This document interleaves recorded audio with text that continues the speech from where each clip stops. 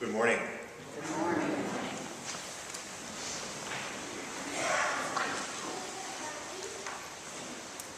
This morning we come to our third Flourish in Faith talk in our series of stewardship for 2014. So far we've heard some very fine words from John Olmsted on formation. We've learned that formation is even more than education. Formation involves worship together as a community. It involves prayer, both corporate prayer and personal prayer. It involves the sacraments of the liturgy. Formation is the empowerment of the Holy Spirit to shape our lives more nearly into the persons that God has created us to be. We've also heard some excellent words from Karen Koster, who spoke about music and the choir and how those elements and parts of our parish life feed our spirit, can be an inspiration to us to take us beyond the walls of the church building and even inspire us into an environment which is described so beautifully by the late Dean of the University of the South, Urban T. Holmes, who once wrote that Anglicans come together in worship, and when we do, we create an environment where we can all fall in love with God.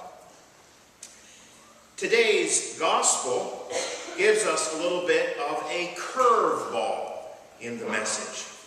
So often when we have a parable, it's easy to relate the master or the teacher or the landowner, or in this case the judge, to God. But this morning in the parable of the unjust judge, we're not supposed to do that. Instead, we're supposed to take a little bit of a leap and realize that if an unjust judge will grant a needy person their request simply for persistence, how much more the real judge, the compassionate judge, will grant us what we need in our lives. So today's gospel is all about persistence. And if we apply the idea of persistence to formation and to music and liturgy, what happens when you and I get persistent about growing as God would want us to grow, and get persistent about being inspired and transported somehow closer in spirit to God?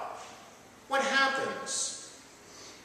Well, I believe that what occurs is that the seeds of faith that are planted inside of us, when we're persistent about their care, those seeds flourish and they grow into what can be called the fruits of the Spirit.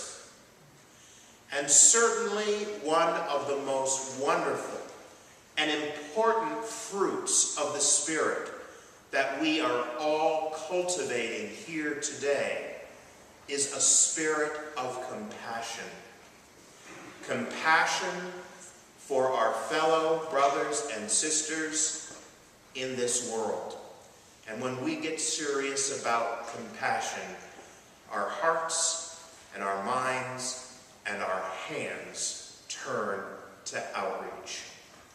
And now it is a pleasure to introduce from the Outreach Committee, Pat Iams.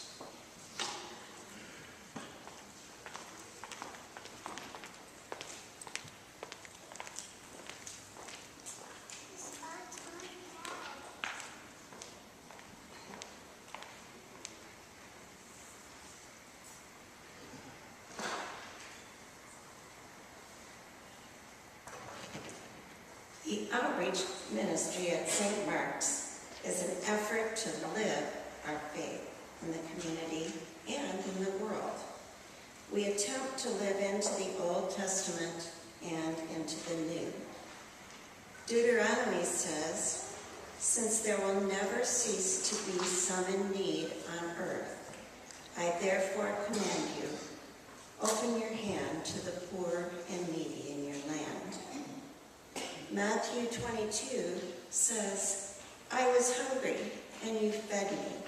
I was thirsty, and you gave me water. I was a stranger, and you invited me into your homes. Naked, and you clothed me. Sick and in prison, and you visited me." While there is much, much more to be done, outreach has moved in the last several years from giving money from the church budget to now linking the money that you allocate to us to projects where our members can be active participants. We want to have boots on the ground, boots who will encourage each and every one of us to see and serve the vulnerable. An opportunity exists for each parishioner to participate. It could be baking cookies for the Labor Day, which produced $2,539 to add to our budgeted contribution to NEMAP, the Near North Side Food Pantry. It could be shopping for needed food and toiletries for NEMAP, where 4 of our parishioners volunteer regularly. It could be putting on an apron to cook and serve dinner at St. John's Town Street. 2 weeks ago, we made a yummy supper of marinated chicken, rice and black beans, carrots raised in the nearby Franklinton garden, and a dessert banana for the 110 people who attended.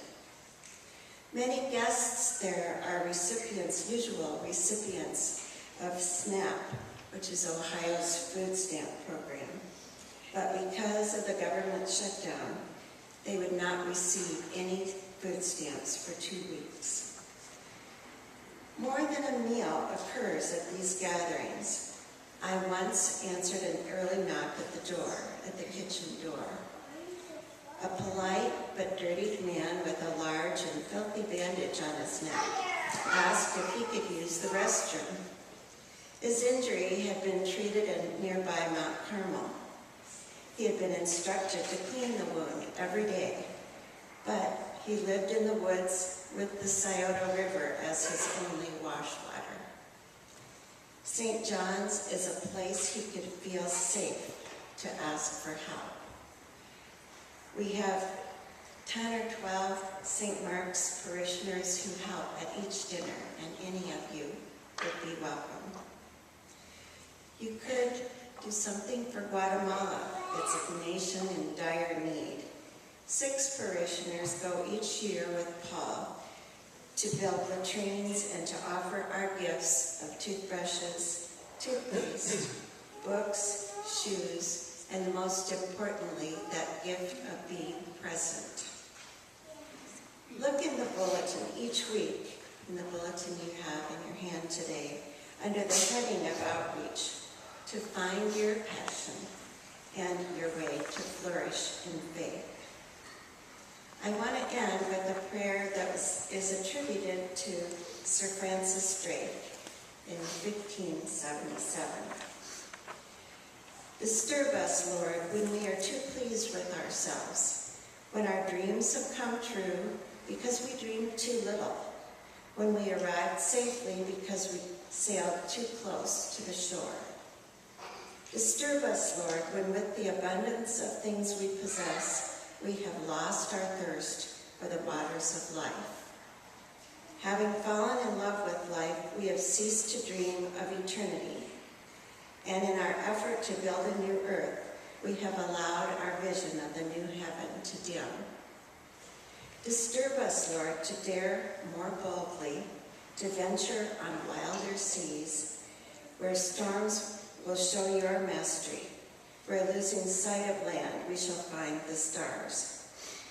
We ask you to push back the horizons of our hopes and to push back the future in strength, courage, hope, and love. This we ask in the name of our captain, who is Jesus Christ.